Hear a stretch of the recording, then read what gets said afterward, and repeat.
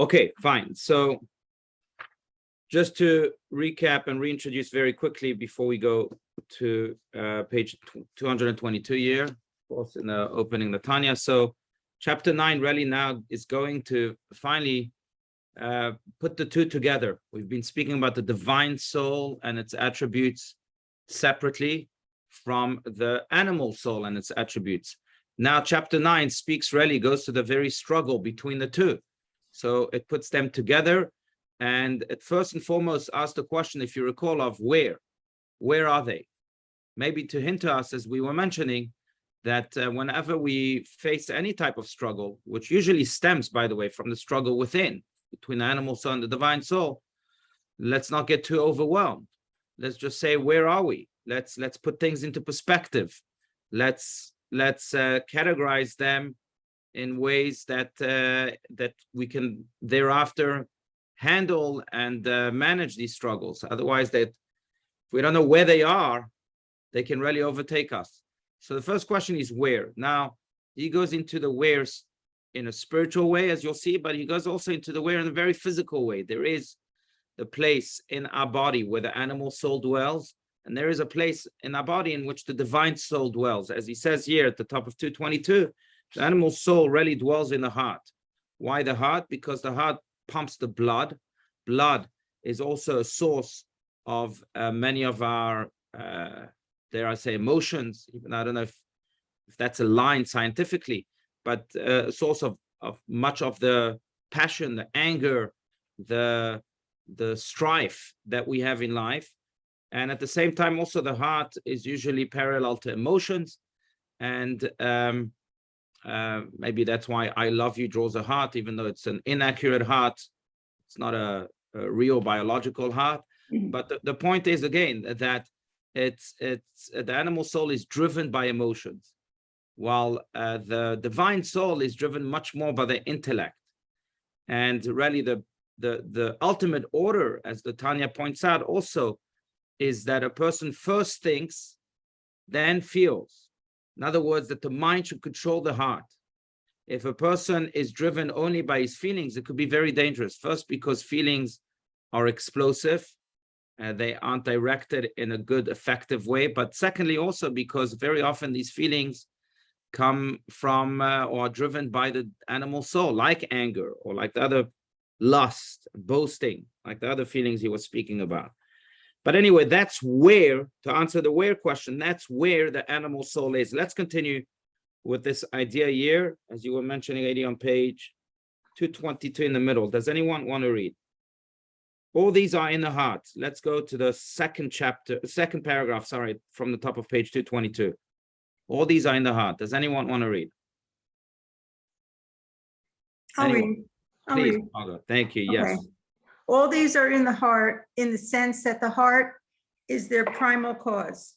When a person's lusts, conceits, and angers are stripped of all rationalizations, what remains is the left ventricle of the heart. The blood is the soul. And from the heart, they spread throughout the entire body. They spread also throughout the entire reality of human existence, rising also to the brain in the head, so as to think and meditate about them and becoming cunning in them. Right. So before we continue, the Tanya again here with Rabbi Schnauzer's commentary is also describing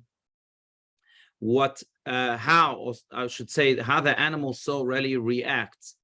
And I'm sure we've all had episodes like that in our lives, or moments like this in our lives, where our emotions get the better of us and they start exploding everywhere, which is maybe again why the animal soul is connected to the heart that pumps blood very quickly everywhere, right? Every second, or more or less every second, the blood goes all over our body, almost like these emotions of anger or these emotions that just blurt out. They take over ourselves.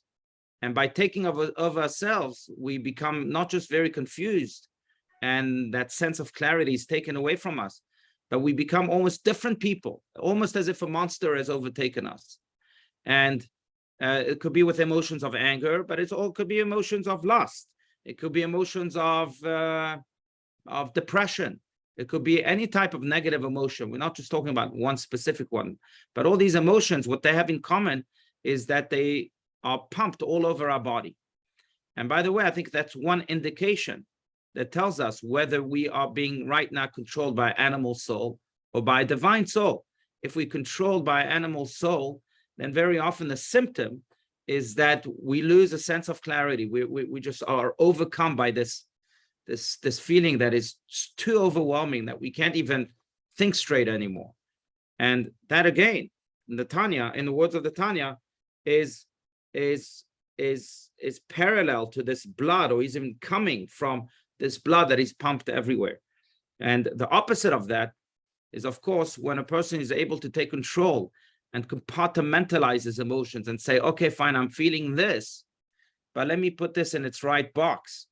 I shouldn't let this overcome me completely, because there's so much more to life and so much more to me than this specific emotion, whatever it may be. When we start thinking like that, that's when we start giving room for the divine soul to come and take control.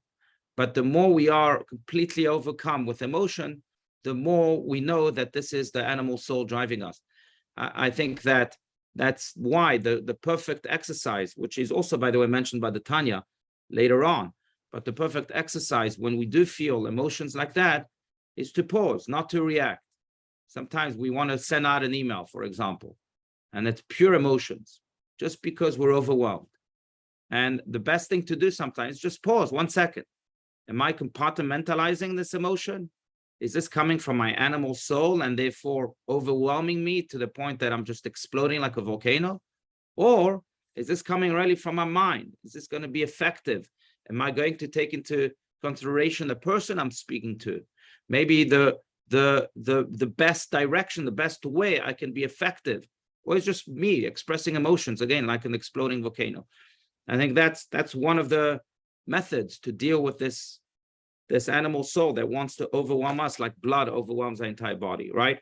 So that's the deeper meaning of this heart that is spreading blood all over the body, just like animal soul wants to spread its venom all over our psyche. But I'd love to hear your comments, your disagreements, because I shouldn't be the only one talking. Sometimes I think it's good to let the emotions out and not to intellectualize everything that you feel. Right. It could be good, but it depends also if the other person is receptive to those emotions. If the other person is not receptive, then, you know, I know this lady, she has a method, and kudos to her for that. I'm not saying that in any kind of joking way, but when she feels that emotion, she comes here at CBT. She says she goes to a garage and she shouts. No one's in the garage, but she lets it out in the garage. So it's a better way of just shouting at someone and then creating more and more tension. But some people have boxing bags, so we need to let it out. Sometimes those are better tools. But you're right. Sometimes it's better to let it out. But we got to be, if it's going to be towards someone or towards something, we got to be more pensive and calculated about it. Right. Yeah, good point. Okay, any other comments? Otherwise, we can continue. All right, let's continue.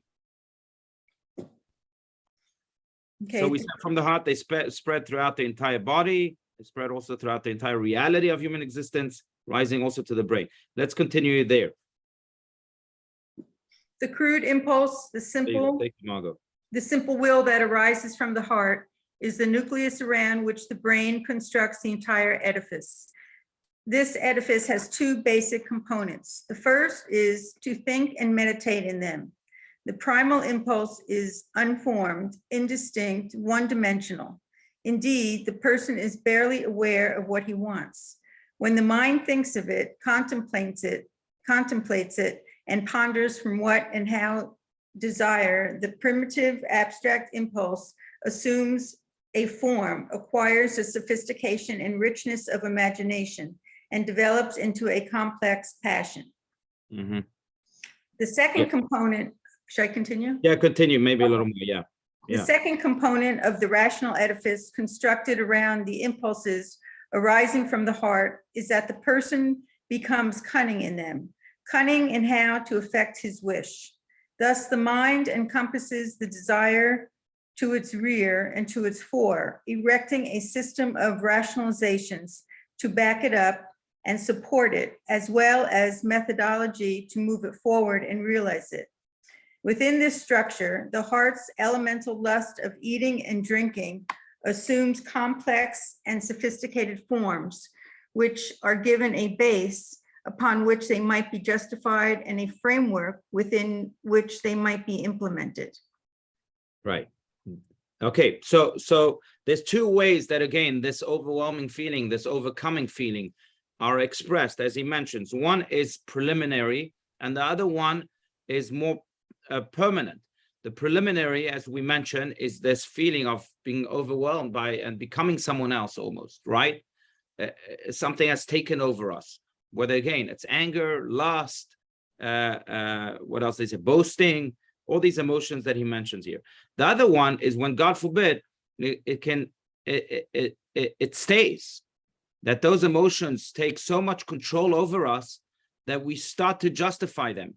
It's almost like we are exercising what's called the Stockholm syndrome towards those emotions, towards that monster that has taken over us, right? The Stockholm syndrome is that syndrome in which kidnappees start justifying the kidnappers after a while. It's a psychological syndrome, but it's almost the same here, where we've allowed for this monster of emotion to take over us.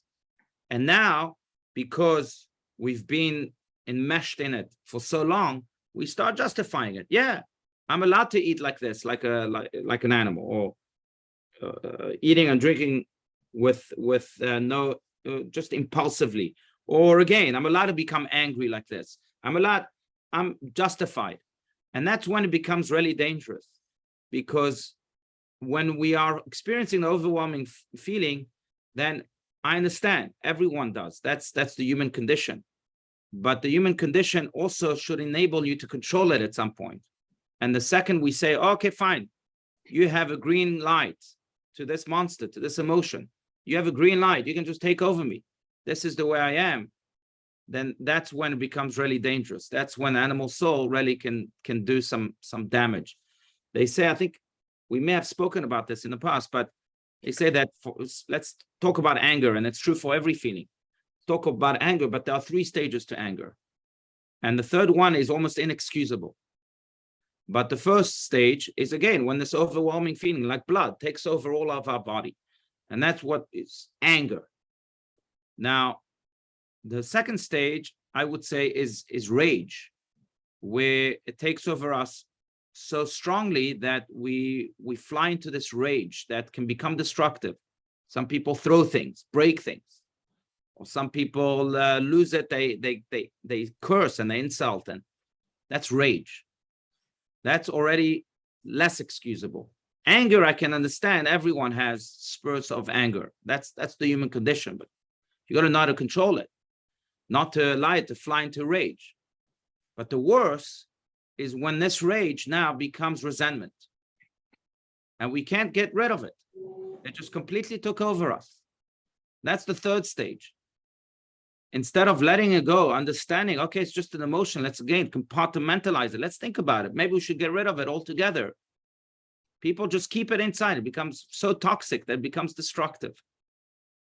And that's what the second component is all about. That's what Rabbi Stein is referring to. You want to be angry? That's fine. But don't allow it to fly into a rage, and worse, to become a resentment. That's when the animal soul has taken over you. By the way, this is true not just for anger, but for every type of emotion. Like we're saying, we can say the same thing about lust, right? Fine. You want to be lustrous? Is that the word? Lustrous? You can do that. But control it immediately. Everyone has feelings like that. But as long as the feeling doesn't become an action, doesn't become a mode of behavior or demeanor, just control it immediately. But to allow it to just take control of you and become a person full of lust that guides his life with lust, then it becomes now almost inexcusable. That's when the animal soul really takes control over you. So So that's the second component again that Rabbi Steinsaltz is speaking about. I think it's very much apropos also, because as we all know, tonight is Rosh Hashanah. And then in 10 days from now, next Tuesday evening and Wednesday is Yom Kippur. And Yom Kippur is the day of forgiveness, the day of atonement. But as the sages teach, we can't be fully forgiven by God if we can't forgive others, and if others can't forgive us. Forgiveness must first happen between a person and his or her fellow. Otherwise, God says, well, you're not forgiving, why should I forgive you? And in a way, I think forgiveness is the surgery, so to speak, that removes that resentment that may have been created from stage one, which was anger, and then from stage two, which was rage. And we have moments in which we have to really surgically remove that second component that Rabbi Steinsaltz is speaking about here. And moments like this come now on Yom Kippur, or even on the eve of Rosh Hashanah. But that's really what the second component is about. Again, I don't want to be the only one monologuing here, so please share your Talked thoughts. about uncontrolled lust. And the Talmudic rabbis suggest, if that's the case, go to another town and dress in black and do it somewhere else. Right. That's right. That's exactly right. Yeah. There's quite a bit of wisdom in that, because you're right, that if a person has the second component overtaking him completely, then he should move to another town, like William was saying, and dress in black and do teshuvah. Now, why? That's because this person, this emotion, or this monster, this animal soul really has taken over you so strongly that when you look at yourself in the mirror, you don't recognize yourself. So what you have to do, become someone else. And then by undressing yourself and becoming someone else, you'll have a greater chance then of really going back to your true self. So undress yourself, that's step one. And hopefully by looking at yourself in the mirror with black clothes, etc., when you're completely anonymous and you look at yourself in the mirror, you'll say to yourself, okay, this is not me. And I realize that the person before me wasn't me. So who's the truly me? Who's the true me? And then you go back eventually, I think psychologically, it's quite brilliant. You go back eventually to rediscovering your true you. Yeah, it's almost like get out of this mode first and foremost, and then let's start re-exploring yourself. Yeah.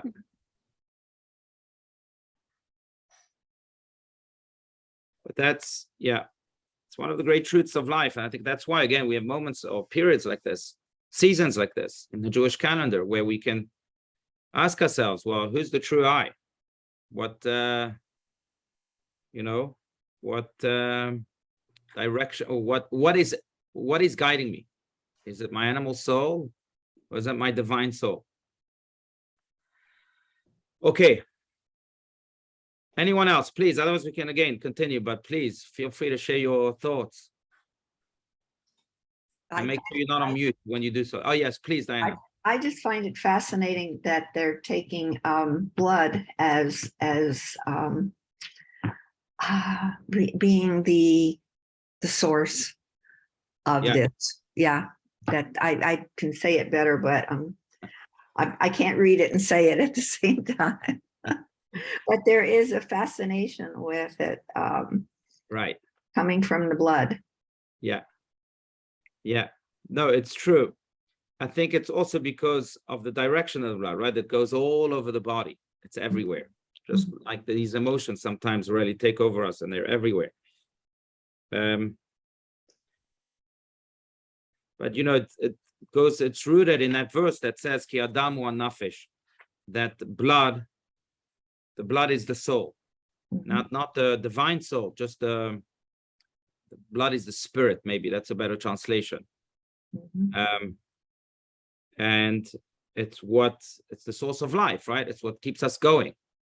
Now, the animal soul tries to overtake that source of life to function, to pull us in all sorts of direction. Right. think he'll be speaking about this a little bit more. Yeah. Yeah, look what's coming. You want Yeah, me to? exactly. Yeah, Yeah. I But can as we read. spoke about last time, if you recall, dam, the word for blood in Hebrew is dam, and it's almost the same word as the word for human being, which is Adam.